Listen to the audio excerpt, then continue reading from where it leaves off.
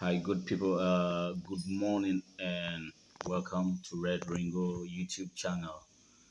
This morning I'm here with an African professional medical, I would say expert. She is Dr. Adenike, and I would like Dr. Adenike this morning to tell us where exactly is she from and a field of practice in medicine and which state is she from as well and what brought her to Ghana and Ajidam, but she's currently at the Asegu Pan African village. Yeah. Hello, everybody. Thank you also for helping us get this together. My name is Dr. Adenike. So I am a diaspora child halfway. My mom is from Mobile, Alabama, but I was born in California, and both my parents were in medical school there. And I was inspired by them to become a medical doctor. And it's been our family profession for a while. What brought me here is the inspiration of my sister, Antiqua, who said, "Come out here, you'll be free, you'll have healthy food to eat, the community is strong, and the nation of Ghana wants to invite the diaspora children to come back home." And I said, "Well, let's look into that." But whenever you come back home, I know that it's important to bring something back. So my expertise, my understanding, my knowledge in the medical realms is what I have to offer. But not in arrogance, but I also want to learn from the place that I am from. My dad is Nigerian, I'm born in you. But I have family in Ghana as well. So I am feeling welcome, Aquaba. There's a lot of that here. And everyone is kind and loving and open to us that have been taken from our land by force. And now we're returning not empty handed, but in love and in unity and prosperity. That's what we want to see for both nations to come together. Okay, Doc, there's a saying that travel and see.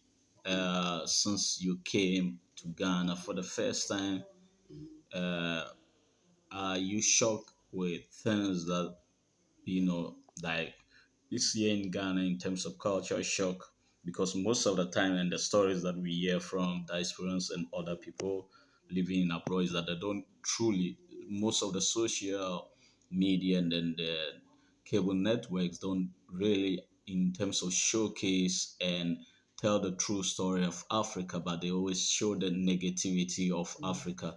So we always encourage people to rather come them down to Africa, to Ghana, to other parts of the continent and Mm, see for themselves. mm, When you came, yes. were you impressed with all that you've seen? Ah, yes, extremely impressed, more than impressed, overwhelmed by the pure opulence of the way nature is preserved and loved here, and that is for the people. So I was blown away by some of the amenities that we think we might miss in the Americas. It's not missed here. In fact, most of the time it's not necessary. I just had a opportunity though when I was younger. My father brought us to our country in Nigeria, and I've been there twice. So I knew that the lies that we were told were not true. And in Ghana, I didn't expect anything less. Excuse me. So when we came, we saw the regular grocery stores, we saw the regular highways, just like we see in the US. But then I really got to connect spiritually when I came to Cape Coast and visited my sister in her home, in her place, Antigua. And I was blown away by just the